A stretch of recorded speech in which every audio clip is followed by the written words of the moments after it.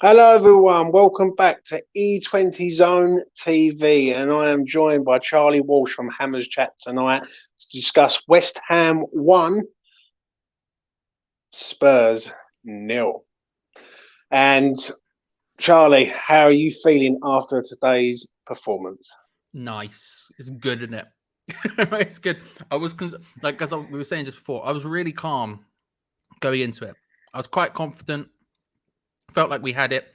Felt like we could outscore them. I was like, yeah, they might score, but we'll get more. Everything else. And then half time came. The calmness was gone. So to come out of the other end with a big dub, I'll take that all day. Hmm. Um, Before we get into the ratings, Charlie, what did you think of the game? Like the start, it was very cagey at the start, wasn't it? Yeah, it was a turgid game. It wasn't flowing. Neither Yeah. team were playing particularly well. It was screaming out for one of the two sides to really take it by the scruff of the neck. And if you felt like they did, they could get 2 goals quite easily because the other Mm. teams just weren't fit and firing on all cylinders. Scruffy's a decent way to word it. And then I think it ended up playing out continuously that way. I still don't think either of us were like unreal. It happens that we turned up for a bit and they didn't, sort of thing. Do you think it was like for me, the first half, the half time come at the right time because I thought Tottenham was starting to turn the screw a little bit. Like Yeah. they were starting to sort of get more of the ball, getting more crosses in. They was looking more threatening towards, well, basically up to half time. Yeah. And then once half time sort of come, it's sort of the second half we come out and we looked. I would say we looked a lot better, but we looked a lot more. We was pressing better, and even from a goal kick, I was noticing it straight away, and had to start going long again and things like that. What did you make of it, mate? I just think, to be honest with you, I think what was weird about it is I expected us to really dominate the game. And I don't even necessarily mean that in terms of like just battering them. I just expected us to be the team who were most in control. And we really did sit back and sort of allow them to have the game and do what they want with it. And what I was sort of semi-shocked by was that they didn't really have many answers to that. There were times where you'd get a nice little cheeky 1-2 with Son, especially kept getting into some decent positions. He's very pacey. He will do that more so than Kane was, for example. But yeah, it was weird. I expected them to sort of play. I mean, it just made sense. We've been getting more and more possession of the ball. They play counter-attacking football now, really solidified under Nuno. And I was a bit shocked that we allowed them to, they allowed us to control we allowed them to control the game, especially in the first half. I thought it was the other way around as well. I don't know. It was odd. It was just odd. Yeah. I'm not complaining by any chance. Fine with me. We got a 1-0 win. It can be odd as much as it likes. And as long as we get the dub, it makes a difference. But yeah, I don't know. It was a weird one. It was weird, I must admit. But we'll get into it from here, and we'll start with this man who I thought was absolutely brilliant today. Yeah. He's had a lot of stick, Fabianski, and he, Charlie. Let's be honest. And we've all been crying. Some people have been crying for Areola. I understand it because Areola's a better goalkeeper, in my opinion. But Fabianski was absolutely superb today. Yeah, I agree. I thought he was as well. Some notable saves as well. And it was a lot of. There was that moment where I can't remember who it was. Who was basically rushing through, and he had to come out and really claim it and lay claim to it. And that's something he doesn't do super well constantly. I thought his distribution was good. He was making snap saves left, right, and center. To be honest with you, it was one of those performances where you look at it and you go, if you have a slightly off-form keeper, maybe they managed to slip one past him. But he was just on point. He just had it. He just had it today. And maybe it is that. Maybe it is the Areola thing. Maybe him seeing Areola doing well was making him go, okay, right, now I'm done with Poland. Now I'm done with everything else. It's time to knuckle down and go full force at this. Because it was a really good performance from him. Really accomplished. Yeah, I agree. I thought the save against the one thing I will say, 2 of the headers, the Ndombele one and the Kane one was straight at him, but they're still good saves. I thought he got down quick and fast for Son when Son ran through in the first half, I think it was. Second half, I don't really remember a lot he had to do. I really can't remember him having to make a top draw save, so to speak. Do you know what I mean? I think up until I might be wrong about this stat specifically, but I remember in the corner of the screen, maybe about the 80th minute or something, it'd come up that Tottenham hadn't had a single shot in the second half. Yeah. And at that point, he's already done his job. He's done hard, but he just has to sit and wait for him now. But then what it is, he's got to get through that concrete wall of like our defence, and they got if he's in form, and we ain't conceding. Do you know what I mean? But what'd you rate him, Charlie, today? Somewhere between a 7 and an 8. I'd say let's say a 7. Let's say a 7. No, 8. Do you know what? 8. Screw it. 8. I can't name a thing he did wrong, really. Like you say, I mean, some of the ones were straight at him, but to be honest with you, I mean, we saw, for example, with the Bowen one, the Bowen goal against Genk. Sometimes even if they come straight at you, you struggle. I'd say 8. You know. Yeah, I'm giving him a 9, mate. And I'll tell you, I thought he was brilliant. I really did. Like even in the last minute, he's come out. And I'm thinking, Fab, don't come out now and give it away and like drop the ball and let him score. He comes out, he gathers the ball. He was brilliant. He done everything right. He was out early to Son. He was out to Kane and Dembele. I think someone else had a shot. I think it was Dembele again, which was a good save. Yeah, he gets a 9 for me, mate. He's not man of the match by any stretch of the imagination, but I thought he'd done everything right. But our defence. But what it is with that 9, it's a low 9. So like it's just it's over. It's not an 8. It's just a low 9. But yeah, he was top drawer. But let's go to the left back position. And this man, and I'll tell you what, Mr. Cresswell, different level now, mate. The other week he couldn't cross the ball, and now he's got to get an assist. He's crossing balls in. He's a changed man, Charlie, isn't he? Yeah, his early crossing is such a threat. Like such a huge threat, and he was doing it a lot when he was playing at centre back, because he wasn't getting too deep. He wasn't getting too deep into the opponent's area, so he was just crossing from deep, kind of like early crossing from. Listen, it's a sausage, bacon, and egg triple. Big plays. Yeah, he wasn't getting too far forward because he was playing at centre back, so he wasn't getting too far forward. So those crosses will be early, but then he keeps taking up these positions that aren't really where most people would try and defend crosses from. You know, they're not coming touch tight to you to try and stop you. And the whip he's getting in is it's just a constant threat, like really genuinely constant. And on top of that, his set piece delivery, and he's gonna just keep racking up assists. I mean, what's that? That's 3 and 2. I don't know if he got any in the game before that. I can't remember off the top of my head. But I think he crossed in. I tell you what, did he cross in the ball for Obonna the other week? For the header, I'm sure he did. You might be right about that. To be honest with you, you might be right about that. I think he got an assist for that and all. He's just good, isn't he? He's just making it work. What it is, it's a worry with him though, because he has to play every game near enough because we have no one else, and that's why I'm screaming out in January. Please get a covering left back at this club, so we've got cover. But yeah, he was brilliant today, mate. He really was. Like I thought, defensive. Yeah, he got caught out one time through Son. Son went through and he was out of position, and there was someone else who went through. I think it was Dembele went through and all on his side where he was sort of ball watching, and they slipped the ball through and he was there. But yeah, he was great. Great ball in for Antonio. I'll give him an 8 today, even though he got the assist. I'd say an 8. I thought he was very, very good, but there's other players who I thought shone out massively. For me, would you rate him, Charlie? I'll give him a 7. I'll give him a 7. I thought he was, like I said, like I think it's the same thing. I think there's other players who play better than him, but I do think he had a very, very good performance. Let's get on to this man, who I think was man of the match. This geezer is £25 million of English currency well spent, in my opinion. And I'll tell you something now. It's night and day with him, Charlie. Isn't he? He's bloody good, isn't he? Do you know what I mean? He's unbelievably good. He's honestly, you look at it and you're just like, that's a centre back. That's really good, isn't he? He just does everything he needs to, and he has the tackling, he has the sprinting back ability, the recoveries. He does everything. He can play it out. There's nothing. I don't see a hole in his game. I don't see. He doesn't even seem to be like. He doesn't even seem to really have lapses of concentration. He just seems to be really on point. And I don't know whether that's that sort of like. I don't know whether that's that sort of new club bounce kind of thing. He joins in, he plays out of his skin for the beginning bit. We'll see how that plays out long term. But as of now, I can't see a hole in his game. He's just so good. Do you think it's because he's the main man now? Like he's one of the main men at West Ham now. He's coming into a team where when he was at Chelsea, he was a bit part player, so to speak. But now he's a first team regular. He's well, he's a different player to where he was at Chelsea. Like he's very important to us now, basically.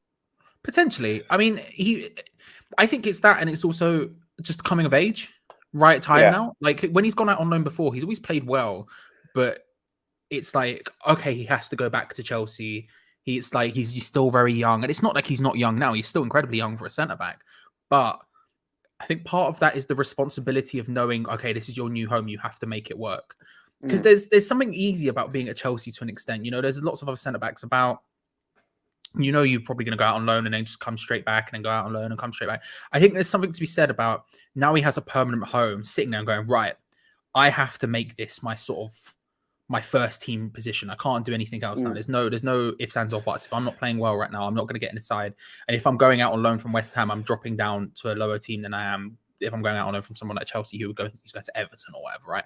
And I think part of that is also just his coming of age. He looks very, he just looks really on it. It's like Diop, right? Diop charges out a lot. And that's just his game. That's what he does. But you'd wonder if he was 10 years older, would he still be charging out like a madman? Now, James Collins is charging out, probably suggests yes, but at the same time, it's kind of a little bit of an immature thing to do, right? He doesn't really do that. He just has that sort of like mentality of like, no, I'm going to stop everything here. I don't know. He just looks so assured of himself. For me, I thought he was absolutely first class today. He's my man of the match today. He gets a very, very high 9 for me. Very, very high 9. He's been in this squad a short space of time, and basically it's night and day, Charlie. Don't get me wrong, Craig Dawson's good to a point. Diop's good to a point, but this geezer's another level, mate. He's got everything that we want in a centre half: pace, power, strength, good on the ball, good in the air, good on the ground, everything. You know what I mean? We signed him for £25 million, which is a bargain. And I feel that this is the start of something as defensively, because I've never seen West Ham this good defensively ever. And the only 2 games we've lost this season are against Manchester United, where we should have got a draw, and Brentford, where we played poor. Did we really deserve anything? When you've done the player ratings, and both of us said we was poor that day, but we could have come out of that with a point and all if we would have kept our heads for another 30 seconds. But yeah, I'll give him a 9. I thought he was excellent. What are you giving him, Charlie? I'll give him an 8, but I equally thought he was excellent. For me, there's only one player who was really better than him, so I'll give him an 8. Moving on to this man, Angelo Obonna. He's changed, mate, since that mistake and that sort of game at Brentford. He's come back from the international break. He scored the winner last week. He was rested in the week, and he's played today, and I thought he was brilliant today. I really did. What did you think of him, Charlie? I thought he was I thought he was really good. I don't think he was as good as Zuma, but I do think he was really good as well. And it's nice just to have that sort of solidity and calmness to the centre backs to just go, they've got it going on. They know what they're doing. We don't have to, because even Craig Dawson, who knows what he's doing at times, can just be a complete lunatic. Whereas these two, it doesn't feel like either of them have that sort of mayhem within them. Do you think with Obonna, as age is creeping up on him, so to speak, but with Italian defenders, if he uses Zuma's pace and Obonna's awareness, it's a very, very good blend, isn't it? Let's be honest. It's the perfect blend. Because again, with Zuma, there was as good as he is, I would still be concerned if he was next to he was next to Diop every single week. There would still be a little bit of concern in me, because the person who's next to him is likely to make an error. And so there's a lot of pressure on Zuma, who's still relatively young, to make it work, right? Whereas you have like Ogbonna and Zuma next to each other. A, Zuma can be the guy who can make an error, and Ogbonna's going to clear it up. But B, you don't really think it's going to happen for either of them. You don't really think that error is going to happen for either of them. So I think that experience, that level-headedness just helps a little bit. Someone who knows their place, someone who's assured of their place and can just sort of calm it down a bit if necessary. I think it's kind of the perfect combination for this season. Whichever game we deem to be the biggest one, it's the perfect combination to go with, in my opinion, for now. Yeah, I agree. What are you rating him, Charlie? Like I said, I don't think he was as good as Zuma, so I'll say a low 7, but I think that's still a good rating for me. You know what I mean? Yeah. I'm going to give him, because he did cut out a few good passes from Spurs, I must admit. There was a few balls that was going through and he got his body in front of it. And it takes two to have a good partnership. I don't think he was as good as Zuma. I thought Zuma was man of the match for me today. I thought he was excellent. I'll give him an 8, but that's like a standard 8 for me. It's not like, it's like, I think 7 is a bit too low for me, but 8 is about where I'm at with him. I thought he was very, very good. Moving on to this man who, like I've said, on different platforms, and I spoke about this, and I had many debates about this boy. When you play him in his natural position, you get the best of Ben Johnson. And Ben Johnson is not a left back, he's a right back. And when you play him as a right back, you get a very, very good player. What did you make of Ben Johnson today, Charlie? I thought there continues to be a lot of pressure on him, and I think he's dealing with it very, very, very well. They were concentrating down his side a lot of the time. They were coming down his side a lot of the time, and I felt like he just dealt with what he needed to really well. No, by far not a perfect performance. I'm not going to sit here and say he was faultless or anything like that, but especially defensively, I just have a lot of faith in him. And there was 1 or 2 times where he showed a bit of trickery and a bit of bravery, I guess, getting forward, taking it round players. I think there was a moment where he took it past Brian Gill towards the end, for example. And there's a little bit there. Going forward again is still the lesser side of Ben Johnson's game. But if you're a defender, if you're a young fullback and you have to develop one side of your game, at West Ham, I would much more prefer you have to develop the attacking side, but no, defensively, you've got what it takes to do everything, especially in this David Moyes system. So I really like him, and I'm super glad that he has this run of games through chance, through injuries, and he's making the most of it to the extent where you're looking at it, you're saying, he's looking at David Moyes and going, try and pick Ryan Fredericks over me. Go on, try it. You won't. You can't right now, because he's just playing well enough to shut that out. Which again sucks for Brian. We said this before, but it sucks for Ryan Fredericks because he's actually looked good when he's played, but the guy's too injury prone, and this would have been his opportunity to put that stamp down. But Ben Johnson's taken it by the ball horns and gone and ran with it and basically slammed it in the end zone and done a little dance with it. He's done really well. Yeah. I thought he was excellent today. I really did. I thought he was. I think Son was on his side. I think, correct me if I'm wrong, Charlie, and he sort of kept Son very quiet. Son didn't really do a lot, so to speak. I think he got through once in the whole match, which is, let's be honest, Son's a very, very good player. Even though he's a Spurs player, he's a decent player. But for me, I think Ben's getting better and better, if I'm honest. 3 games in a week. He's played all 3 games, and he's played well in all 3 games. Like, he's going to push Kafau out, mate.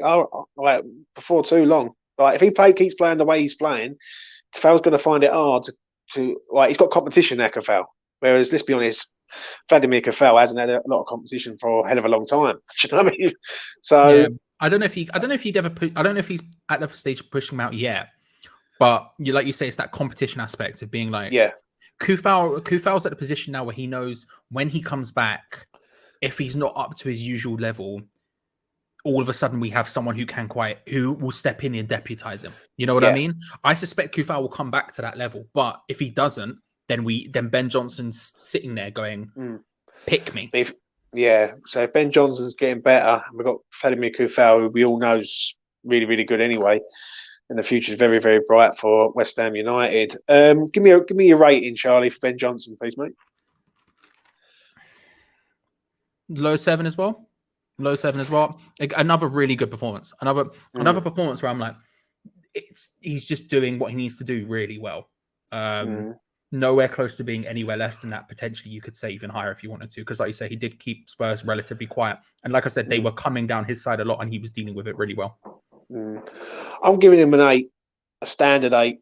I think he kept Son very, very quiet, and he dealt with, like you just said, he dealt with a lot on his side. And 3 games in a week, he's played well in all 3. What more do you want? Do you know what I mean? So yeah, it's an 8 for me for him. Let's move on to this man, Mr. Thomas Souček. What's your thoughts on him, Charlie? The last couple of games I've enjoyed seeing him get back to being the attacking one out of the duo. I think it's just what he needs to be doing. I think he had an all right game. I think he did decent. There weren't too many mistakes again. His passing looked slightly better somehow, or as the passes were he should have were doing scored that he's chance coming though, off. shouldn't he? He should have scored that chance in the first half though, Charlie, shouldn't he? I don't disagree with that. I don't Yeah. think he disagreed. I think he should be, but at the same time, he's at least getting those chances now, which is Yeah. something he wasn't getting for the games before the last three. I'm just enjoying seeing him back to the sort of role he needs to be, which is getting up the pitch and getting in and around the box as well as doing everything else. I'm not having to sit and cover because it just wasn't him. And it was another game where I suspected it would work for him because, you know, Spurs don't pressurize in the way that Brentford do, in the way that Leeds do. So I thought it would suit him, and I think it did. I think he had a good game. This is going to hear this a lot because I think just the team performance in general, you could probably describe this, but not the best performance you're ever going to see, but certainly a solid performance, I felt. Have you noticed though, Charlie, in the space of a week, since we've changed Declan Rice and Souček around, Declan Rice is the more sitting defensive midfielder and Souček is more advancing, we look a far better team in our ranks. Yeah. I mean, it's what I was saying before. It was like, and we could talk about like Thomas Souček needing a rest and everything else, but it's what I always felt was the difference was the tactical change between the two.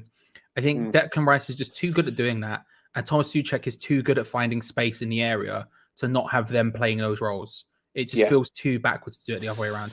And like, we could talk about Declan Rice's driving runs and everything else, but if you're talking about just finding space, the right place, right time, Kevin Nolan style, there's not many people better than Thomas Souček in our entire squad are doing that, let alone in our defensive midfield department. I totally agree. My thoughts on Souček is I thought he was first sort of 30 minutes of the game. I thought he was passing was all over the place. I must admit, he was a bit he got booked, and I was thinking, what's going on here? He had that chance where he should be burying that chance. Second half, he looked a lot better, a lot more reassured, and he was he could have scored the goal. If Antonio doesn't score it, he could have scored it. He was inches away from it. If I'm rating him, I'll give him a 7. I think he was okay. He was right. If he scores that goal, it becomes an 8 or even a 9. But I'll give him a 7 for me. It's a standard 7. I'd say low 7. I think he's like if I was saying he did what he needed to do, you're seeing like a sort of low 6, mid 6 territory. I think he did better than that. I'll give him a low 7 because I do think he did better. He had a better than average performance. But we obviously know he could go leaps and bounds, like you say, some of those early passing things or a little bit earlier where it looked a little bit more shaky than perhaps, but I think he did grow into the game. And it's only going to be a matter of time before that guy starts scoring goals again. I feel like we're at the stage where we're looking at him and thinking in a couple of games you're going to start to see him getting more and more on the score sheet, especially with the deliveries that Cresswell's putting in right now. Yeah, I totally agree with you there. I think it's not if he scores, it's when. I said it with Bowen the other week. I said Bowen will score. It's not if, it's when, and same with Souček. But this man, captain, leader. What's your thoughts on Mr. Declan Rice today, mate? Really good game. I just love seeing him in that defense. Like when players come towards him, I'm just confident he's gonna stop them every single time. And there were times today where there's like a split moment where the player, I can see it in my head. I don't know who it was, but they have like a little battle and Rice looks to lose out. And then somehow he recovers instantaneously and still stops it. Like he gets back up, spins, and then just puts a foot in straight away and stops it. And it's that kind of level of just knowing that he's going to stop it. It adds so much. Again, when you're playing a forward to back system and you have DMs, you just want them to be able to go no. Like if someone comes towards them, no. As much as I love seeing a Pirlo deep lying playmaker or whatever, just a guy who's going to stop it, and Declan Rice will almost always stop it. One or two little uncharacteristic errors, especially when going forward, where he maybe overplayed it or did something a little bit weird. But outside of that, another very solid Declan Rice performance. I think he's world class, Charlie.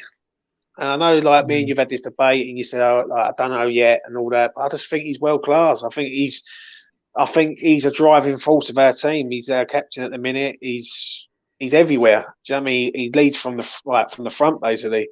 I I thought he was absolutely phenomenal, mate. Absolutely phenomenal. Like he don't have a bad game. Like a bad game for Declan Rice is a 6 out of 10. Do you know what I mean? Like, and that is like that's bad. But I thought he was excellent. I thought he broke play up well. He was up for it. He was passionate. He was like committed to the calls. He was slide tackling. He was doing everything that you want in a defensive midfield player. I think some of the passing he was doing today, he was getting the ball out and getting it wide. The only thing I will say is that it ain't so much a negative on him, it's a negative on the team, that when we're passing the ball from left to right or right to left, it seems like we go the long way of doing it. Yeah, instead of going from Obonna to Ben Johnson or Zuma to Cresswell, we're going Zuma, Obonna, Cresswell. Do you know what I mean?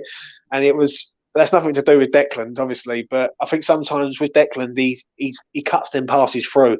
And, I thought he was excellent, mate. I really did. What are you rating him today, Charlie? I'll give him a low 8. He was... There were 3 people on the pitch I was considering for my man of the match, and he was very close to being it. Between him, Zuma, and the third, they were very close for me. But yeah, I thought a low 8. I thought he's just so good, isn't he? Yeah, I'm going to give him a high 8. I thought he was excellent. I thought he was a driving force of our team. I said it a long time ago, last year. I said when for how good Mark Noble's been as a captain and a person at West Ham, he will never be Declan Rice, and Declan Rice is a world class footballer, mate. In my opinion, I believe Declan Rice can go and play anywhere in that role, and he'll do. I think if he's playing that purely sort of like stopper defensive role, I think there are very few teams he wouldn't get into. Yeah, and I just think he's top class, mate. I really do, and I'm just glad he's with us. If I'm honest. Moving on to this man, Pablo Fornals. I'm intrigued to hear what you say about it. It's an hard one with me with him today because he tried, but there was sort of like. Because I'll be honest with you out the gate. I'll be honest with you out the gate. He's my man of the match, so I'm interested to see how you think about it. Because I know when I did the live, when I obviously did the watch along as well, I asked people. I always ask at the end who people's man of the match was, and I know I was one of the. There was only a couple of people who said Fornals with me. Most people were either saying Zuma or Rice and stuff. I think he was hard working, Charlie. I think he was hard working. He got stuck in, but he does that anyway. His end product today, like he had a good shot. In the first half against Lloris. Second half, he has another shot. Takes the deflection. Lloris does another great save. I'll say he was good, but I thought Zuma was my man in the match. In all seriousness, I thought Zuma was. If you can stop Kane and Son if you stop Harry Kane, the scorer who loves to score against us, then to me that deserves a high rating in itself. But. I thought Fornals was for me, in my personal opinion. I thought he was okay. I thought he done good. He done as good as he could do, basically. But I thought Spurs sort of marshalled him pretty well with Ben Rama, if I'm honest. But that's what I think on that. What do you think, mate? I think in a team when a team's struggling. He was everywhere and did everything for me. His energy was insane. He was back. He was forward. Everything seemed to at some point go through him. There never seemed to be any significant period where he was sort of out of the game or not being involved. Every time we needed something, he came short to drop to show for the ball, to say, pass it to me, I'll do something. He was going through, he was passing people, he was making good runs, he was getting involved further up the pitch as well. I looked at his game and it was, like you say, I think it's difficult almost because it was a game where I don't think no one's gonna get above an 8 for the performances today for us. Like I thought we were good, but I think we could have stepped up significant levels. But especially in that first half as well, when we were looking a bit like lethargic before the goal, and then the second half before the goal and whatnot, I just looked at him and I was like, if someone's gonna make something of this game right now, it's gonna be you. Like you were just doing everything you possibly could. So yeah, he was my man in the match. But again, I'm interested in what everyone else thinks, because I said that, and as I've said to you last time we did the player rating show, for example, I did a watch along, so like I watched the game differently to everyone else because I've got other things going on, so I can't just fully focus on every single little bit. But it just seems to be every time I looked at the screen, he was just doing something. I really liked his performance today. I really did. It's an hard one with me because I just, um, yeah, like, he was okay. Like to me, like I looked at him and I thought, because I thought the front four wasn't wonderful today. Yeah. If I'm being truthfully honest here, and I thought he was, he was having shots. He was trying. He made the keeper work. So he's going to get a high mark from me for that. But like, it's good to have different opinions on it because obviously, do you know what I mean? Different perspective. But for me, I'll give him. Oh, what can I give him? I'll give him a high 7. It's a high 7 for me, but it's just not an 8. Like he tried, he worked hard, but he does that anyway in games. That makes sense. So we're used to that. He didn't do anything out of the ordinary. So it's a high 7 for me. What are you rating him, Charlie? High 8. Man match for me. Yeah, high 8 for you, mate. Now this is going to be polarizing because I've supported this geezer for a long time, and I thought and now I'm going to hold my hands up on this one. I thought he was poor today. I really did. I'm not a biased West Ham fan, Charlie. You've known me well enough to know now. I will say it how it is. And I've backed this man from minute one. And today I thought he was poor. I thought he was non-existent. I don't know whether Moyes is telling him not to run at players, but he's not running at players anymore. He seems like he's getting the ball and he's passing it. And he's not being effective in the final third. It's a shame because I like him. I like him as a player, but he just wasn't with it today. What's your thoughts, mate? I'd probably agree. Yeah, I'd probably agree. I mean,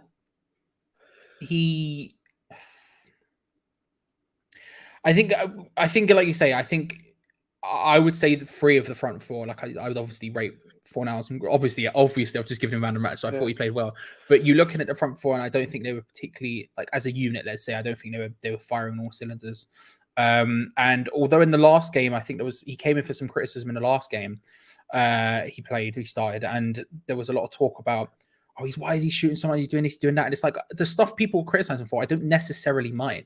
You know what I mean? I like Ben Rama's one of the few players in this team I would quite happily watch shoot from range because I'm fairly certain he'll get it on target and it will be difficult to save. You know what I mean? So I don't mind seeing him shooting from range and that being a sort of thing when everyone else was sort of saying so many negative things about it. Today, like you say, I think it was a mixture of the team not being great, and also I think there was, maybe you could argue there's some bad luck in there. Nothing sort of was falling for him properly. It's one of those games where at the end of it, you probably just go, I'm just glad it's over, so I can sort of go again the next time around because it just wasn't working, you know.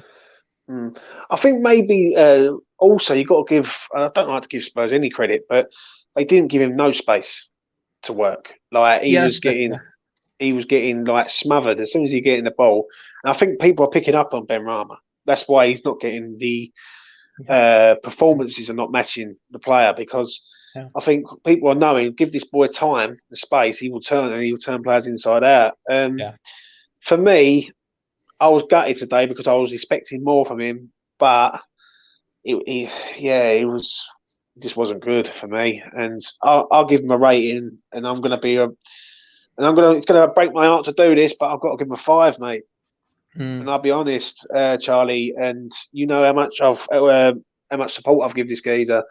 But today, I thought there was just nothing there. Like he was, whether Spurs done the job on him is one thing, or he was poor. But something happened today where, for me, he's a 5 for me, in my opinion. I think if you were to look at say we were doing the player ratings for Spurs, Højbjerg, Skip, and Ndombele would probably be their key men. And I think I don't think it's a coincidence that the guy in West Ham's formation who stands directly in the middle of those 3 is Said Benrahma in that sense.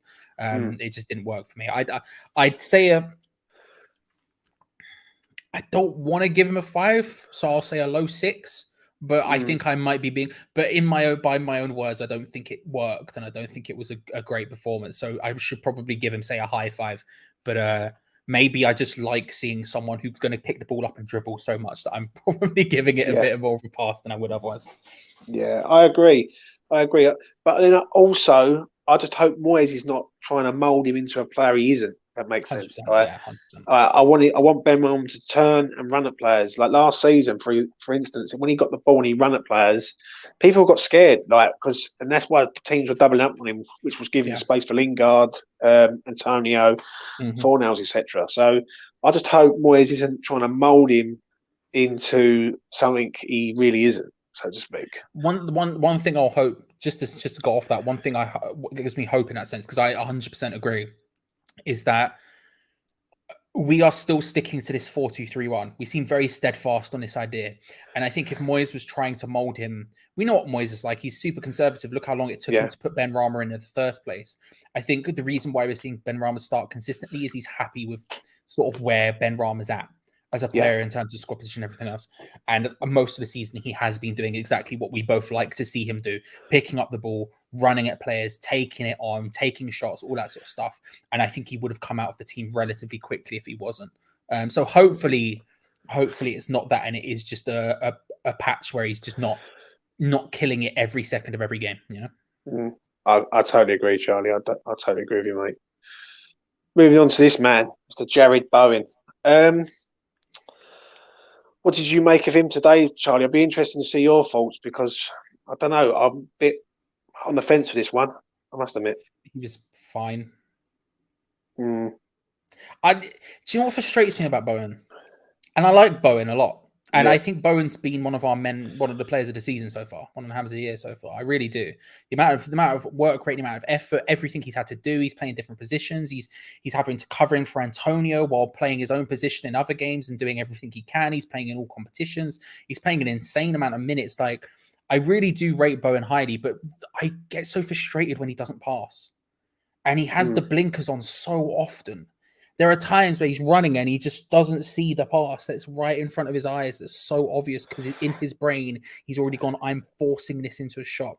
And and that has two sides. Sometimes it works, like against Genk, where he picked up that ball and there was nothing in his brain apart from putting that ball in the net, despite having to go through players and passing options being over to him and everything. And hey, it worked out that time. Today, there was a couple of opportunities where he just continuously kept trying to do it. And I'm like, man, can you just please just look up a little bit, look up, because there's options here. And I think if you saw them and tried to lay it off, then it happens. He didn't have a bad game by any stretch of imagination. I think he was, for example, I wouldn't consider a 5 for him when I went for Ben Rama, for example. So I didn't even think Ben Rama had a particularly horrendous game or anything. I just look at him, I'm just like, if you had a little bit less, I don't mind a selfish player every now and then, but if you had a little bit less of that about you, you would probably get significantly more assists because you create such good chances with your movement. Like naturally, he picks up the ball, he runs into such interesting places and does so much with it that all of a sudden defenders are concentrating on him, and Ben Rama or Fornals or Antonio or whoever happens to be in an amazing position, but in his head he's already shot and there's nothing else there. And it frustrates me a little bit. It frustrates me. And I don't want to criticize him too much because, again, I don't mind a selfish player every now and then. Sometimes you do need a player to just grab the ball and go, right, I'm scoring.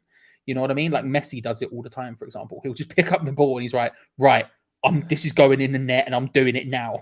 And that's really useful. And there's times where it really works. But today, I just think it wasn't one of those times it really worked for me.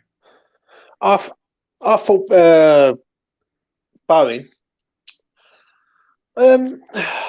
I agree with you. He runs and runs and runs, but he runs into trouble. Like it all seems like all the time. He's puts in a few good balls, but what it is, he seems like he's eager to try and have a shot. And if we had more players who was like look up more and go right, there's better players in better positions, then maybe. Can't fault his work rate. I thought he helped Ben Johnson out on that side, and they sort of worked well together as a pair, overlapping and everything. Don't really remember him doing anything for Lloris to make a save or anything, so to speak. I can't sort of remember anything, but I think Bowen's getting better. I think the goal, the Brentford goal and the goal in midweek, but I think he looked tired, if anything. Like he's played full 90 minutes the other day, or 80 minutes, whatever it was, against Genk. He's playing against Spurs. He's basically our backup striker to Antonio, so to speak. Like if Antonio goes down, then Bowen's coming in, and for me, I'm going to give him a high 7, but there's so much potential there. If he could just look up, or if he could do a dummy or something, a dummy before a shot, because it seems like he has a shot, he's always getting blocked all the time. It's not like, instead of having like a little dummy and then having a shot, if he started dummying it a bit more, he might get his shots away a bit better.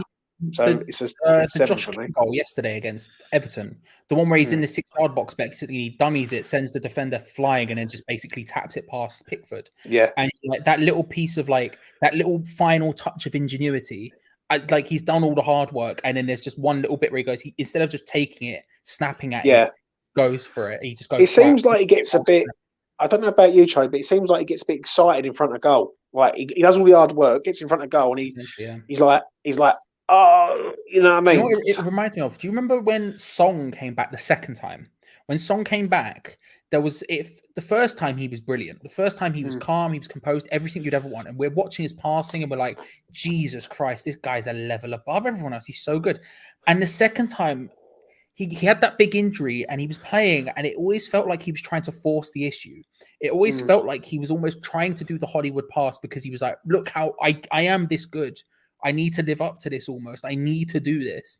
Whereas sometimes it's just nice to lay the ball off and be a bit calmer. And I think Bowen's a little bit like that at times, where he almost feels like he's trying to prove a point, but your point's made, bro. It's okay. Like, just lay the ball off to the person who's in slightly better position. You know, when you hear someone call for it, lay it off, and don't always try and just go for the shot straight up. Don't try and just smack it every single time, because it will work. It did work against Genk, but I don't think it did today. So, like, ratings wise, I'd probably give him I'm torn between a high 6 and a low 7. I'll say low 7, because he did create chances just by virtue of his movement and danger on the ball. He does do it, but it's just like there's that little piece in him sometimes where I'm just like, if you just did that one thing differently at the end of the play, we'd have scored. And you just didn't do it for whatever reason. Yeah, I agree. I agree with you totally there, and that's a fair rating in my opinion. Moving on to this man, Mikhail Antonio. It'd be interesting to see what you think of Mikhail today, because I thought in the first half, his hold-up play was a bit hit and miss. He was doing okay. Right, he was getting in front of Romero. Then he would lose it and give the ball away. He does a great bit of work to beat Romero, gets into the box. He's only got to feed it across to Fornells and Ben Rowan, who's sitting there waiting, and he decides to have a shot with his left foot, and it goes out from nearly a corner. You know what I mean? To the corner flag. He drifted from left to right, right to left, all in that first half. Second half, it seemed to me that Moyes had a word with him and said, I want you more centrally.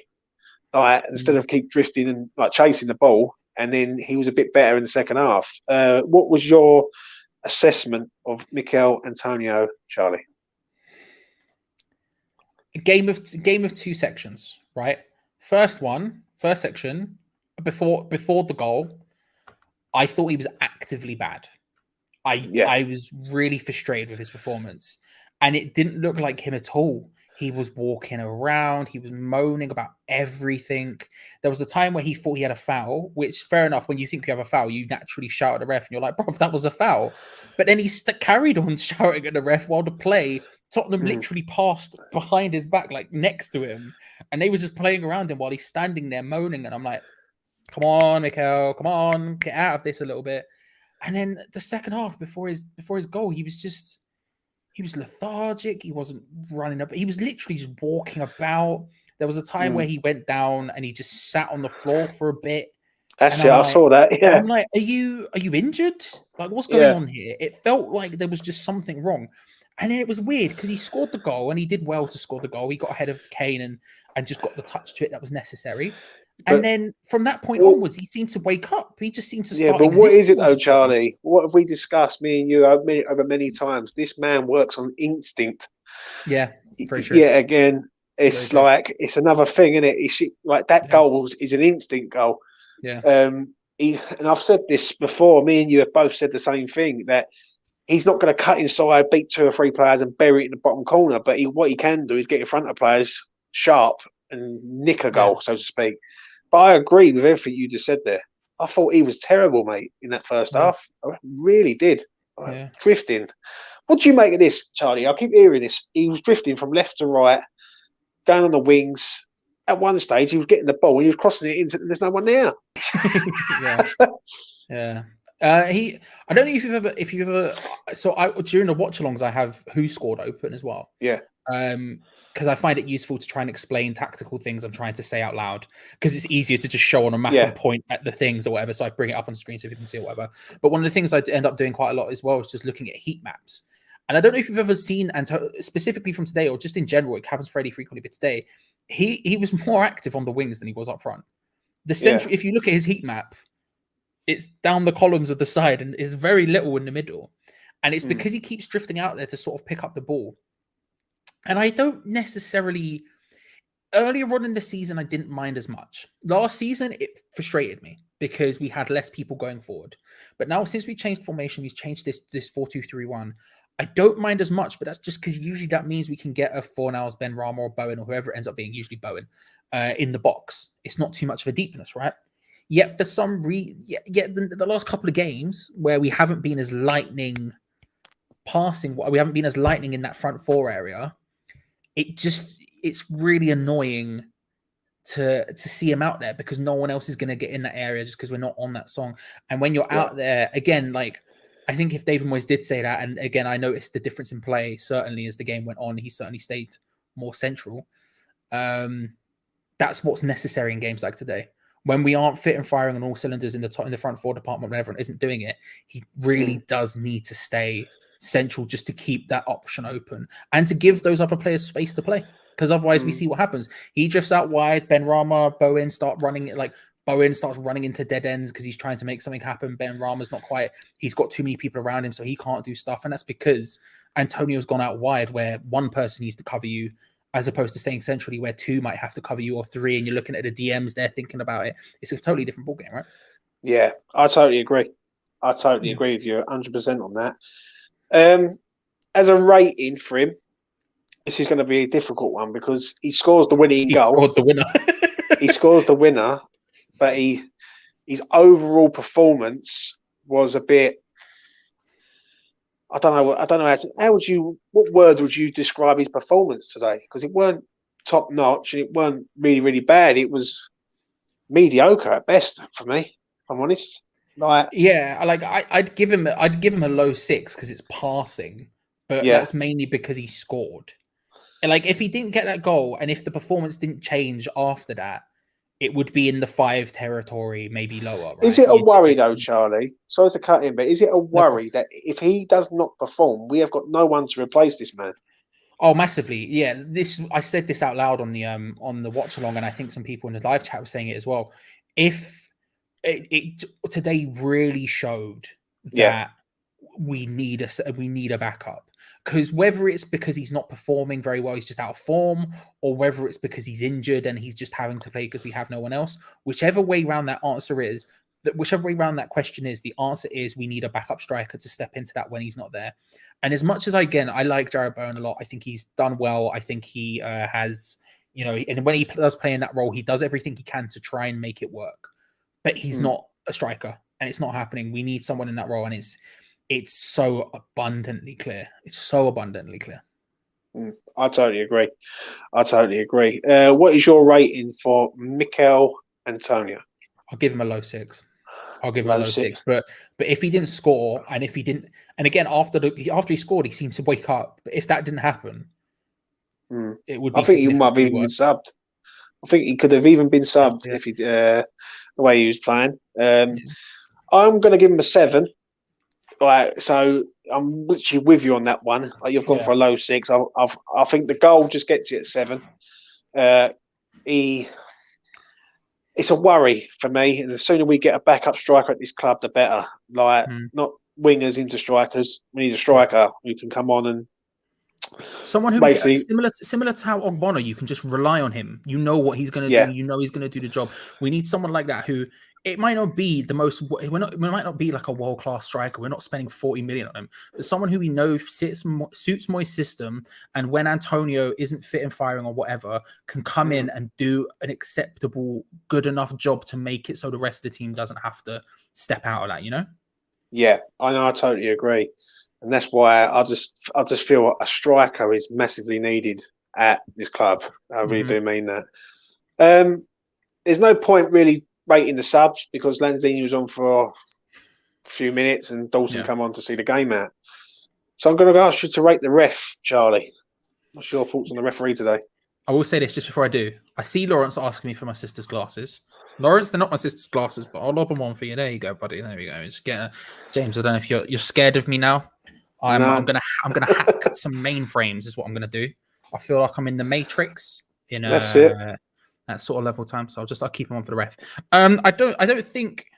Again, I said this last time. I don't tend to think too much about the ref's performance. Because I just take it for what it is and move on. But I think for what it is, for what it's worth, I think earlier on in the game I was getting very frustrated with some of the decisions he was making. The Souček yellow, I can not forgive, but I can deal with. But it just carried on like you're just sort of like, is that a decision you should have made? Is that a decision you should have made? There were some, just some iffy. I don't know. It just wasn't. He wasn't.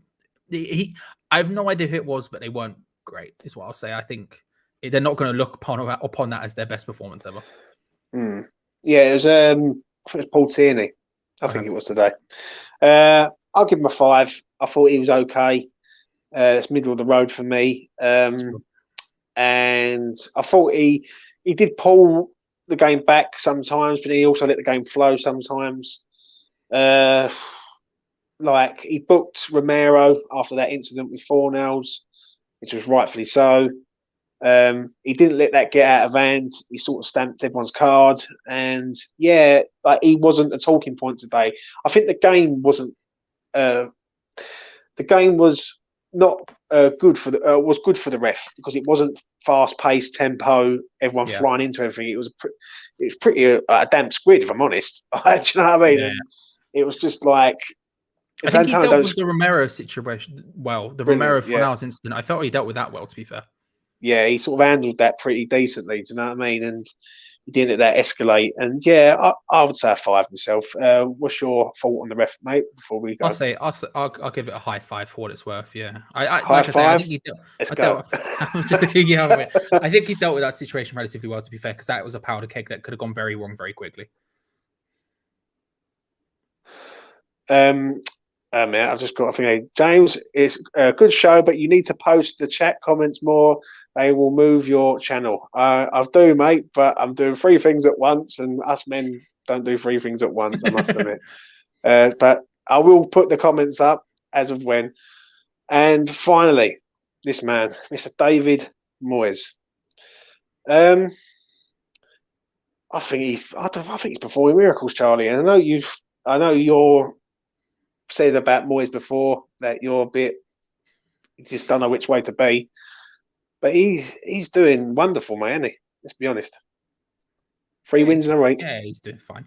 No, he's doing. No, I think what's really good about this at the moment is that the team has a professionalism and sort of baseline ability or baseline performance level to where even games like today where we weren't killer, we still get the win. And that's a big thing. That is a really big thing. And I think that's down to him. That's down to the coaching staff, just putting in the effort to going, no, this needs to be the sort of baseline levels you're drawing from, and putting the systems in place and drilling the players tactically and everything well enough to where they know exactly what they're doing. So even when, like I say, even when they're not having the best performance you've ever seen in your life, we're still getting the wins. And that's happening in Europe. That's happening in the Premier League. That's happening consistently with us. And that's a huge compliment to his coaching ability. A huge compliment.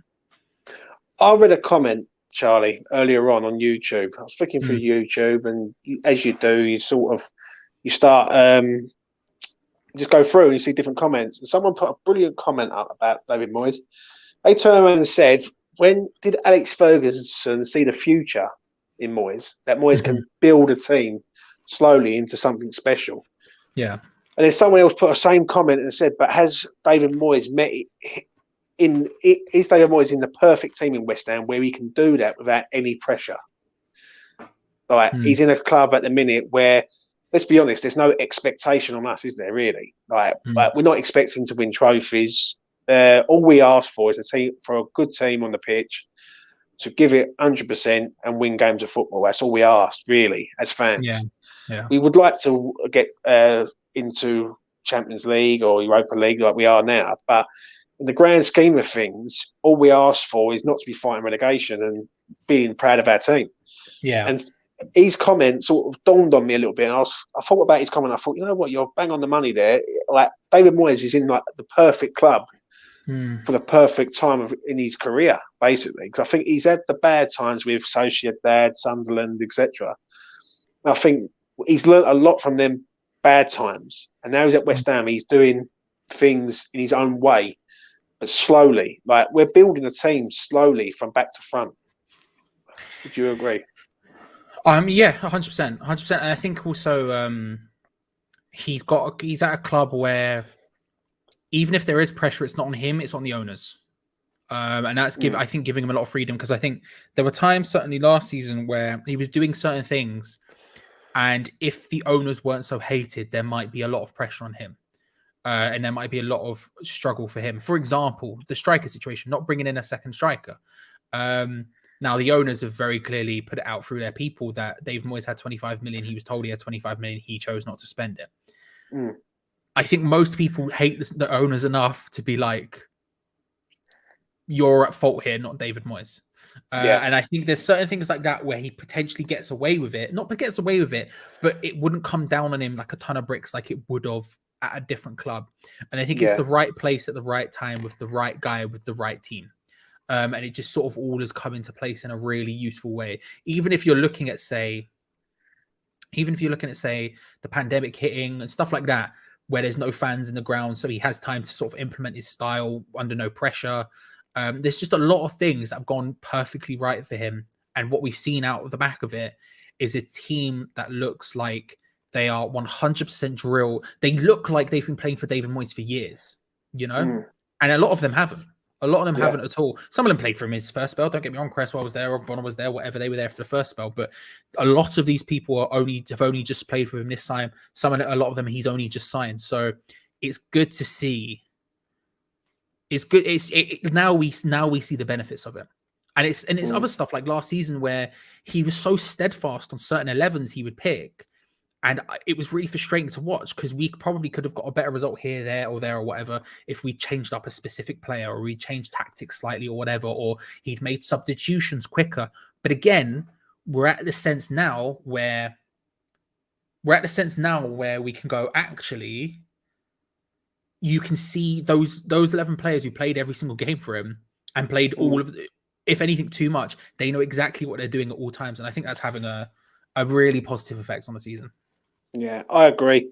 I really do. I think he's been phenomenal. He reminds me of Simeone to a point. Forget Atletico Madrid, but look at Simeone as a manager. Hard-working, dogged, defensively very, very good, and try and win games basically to nil, so to speak. And I look at him like that. I think if this man had some money to spend, we become an even better team. I think I totally agree that we're well drilled, well marshalled. But one thing I will say about this team, they're all playing for each other. They've got a world-class player who's their captain. They've got a manager who is putting no pressure on them, but giving them confidence each time they're going out and saying, right, I believe in you. And long may it continue, mate. I've never seen West Ham this good, Charlie.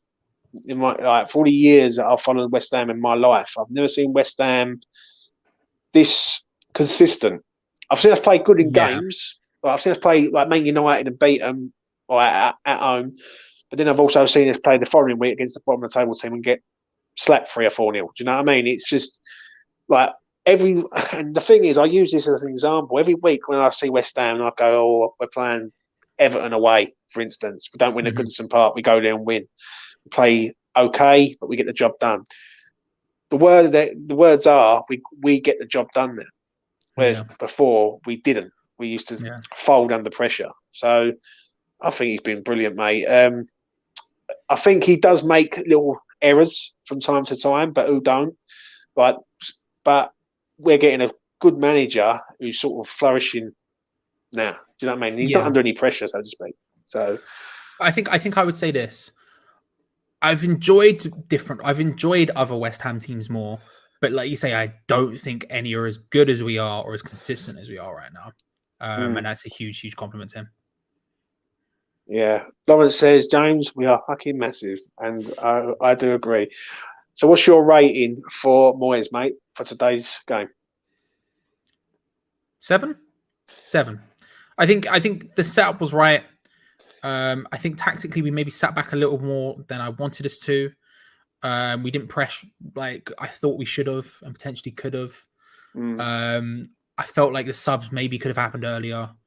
But once we got the goal, and I think once we got the goal, he sort of settled for the goal and settled for the 1-0 and didn't want to risk it, which, as much as I don't like doing, was probably the correct thing to do. But even then, he did it way too late. But I mean, outside of that, I still think he got the setup right. For example, I think it was just minor tweaks that happened, and I think that's one of the other things. Like last season, like you know this more than everyone else because we've been on so many shows together. You've heard me say this countless times. I was not a huge fan of him.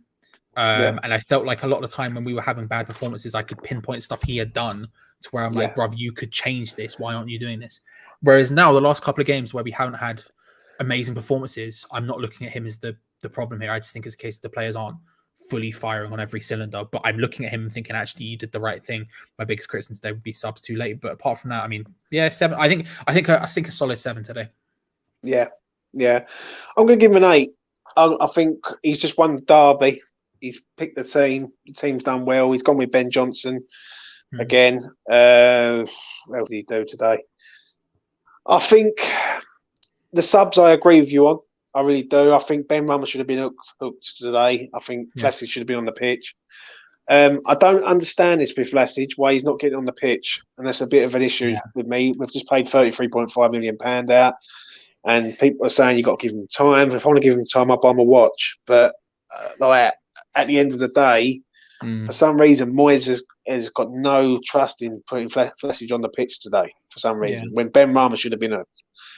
I think the goal comes at the right time. I think we score at the right time. And then I agree with you 100%. Yeah, he looked at it and thought, right, let's shut up shop and see this out. And West Ham usually have trouble seeing games out. Like it's happened to us so many times in the past, but recently we've gone to Everton away, Tottenham at home, and we've seen that 2-1-0 wins. And let's be honest, we've looked pretty comfortable in doing both. So for me, I'm giving him an 8. I think he deserves an 8. I think he's beaten the rivals. We don't like to lose against them, and basically, we've won 3 games in a week, and he's been part of it. Like, also, I just want to say this before I sort of round it up. The rotational system that he's doing in the Europa League is absolutely peach perfect for me. It really is. I don't know about you, Charlie, but he's got this sort of core 6-7 players that he sort of rotates every time, like Areola, Diop, Dawson, to name a few, Vlasic, Lanzini, and they're not really touching our main crop of players, so to speak. But he's working it in both ways. And let's be honest, there's been times before in the league, like when teams are played in Europe on a Thursday and on a Sunday, we're playing and their league form goes out the window. But our league form seems to be getting better. You know what I mean? So I don't know what your thoughts are on that. I potentially maybe a bit lucky in that respect. I think if he'd picked those teams and it didn't work, then he would be slated. He would get destroyed for it. But I think it's a huge compliment to him that even the subs looked 100% on board and drilled in what needs to be done for every single game. I think that's a massive compliment to him and the coaching staff because, old West Ham teams, when they would rotate, I don't necessarily even think because we've got a better bench than we've had before, because I think there's other times where we've had just as good a bench, but they're so randomly put together that it makes no sense. Whereas and I think even that might be a symptom why now we look at it and we have 7 subs, yet only 3 of them are attacking of any kind. And that's because they're the ones he trusts to sort of come on, but he has a lot more defenders where he trusts. So it sort of works. It sort of works, you know.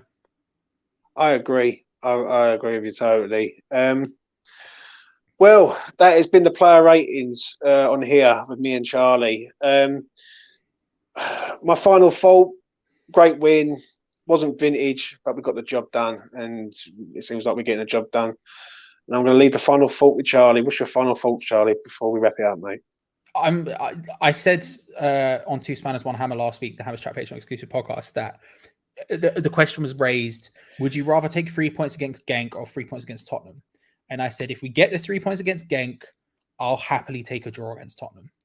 And not only did we batter Genk quite comfortably, we took up Tottenham and we did what we need to do in a very, very professional manner.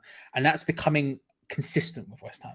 That's becoming consistent with West Ham. Bring on Manchester City. And these aren't, again, my sister's glasses. You want to say, I'm just a really cool guy, James. I don't know if you knew that. I'm just really cool. I swear, I'm cool, James? Keanu Reeves is making a comeback. Yeah. Just been hired in John Wick. You know what I mean? Yeah. I'm just out here, you know. Good old Johnny Wick. And listen, I'm joined by Keanu Reeves from The Matrix, and it's been a pleasure. But I will say this: one word you just said there, in all seriousness, is professionalism. Yeah, we are so professional at this club at the minute. We are seeing games out, and we're looking the part. We're looking the part. I'm proud. I'm proud of this team.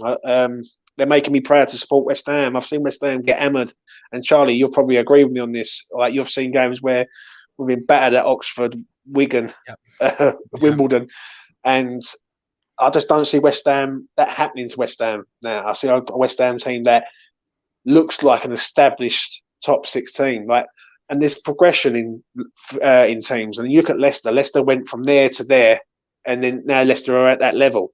Yeah. And I just hope in the next sort of 18 months to 2 years that we see some sort of silverware, hopefully, coming to the bowl. Do you know what I mean? I really do mean that. I want to thank you, Charlie, for coming on tonight. I really do appreciate it, mate. It's always a pleasure to have you on, mate. And I enjoyed doing these player ratings with you. Yeah, no worries. Absolute pleasure. Thank you for having me on. And remember, everyone, if you haven't already subscribed to E20 Zone TV, what are you doing, bruv? What are you doing? Subscribe. Come on now. Yeah. Please do subscribe. It goes a long way. It helps me out greatly, and I really do appreciate it. Me and Charlie will be back again soon to do another player ratings in the near future. So check it out then. 3 points against them up the road, and it's a good win. Manchester City on Wednesday in the Cup, and then Aston Villa away next week in another big game, so to speak. So, we'll be back again soon. Thanks for everyone in the chat. If you like my stuff, please do subscribe, like the video, and me and Charlie will be back again soon. Bye for now.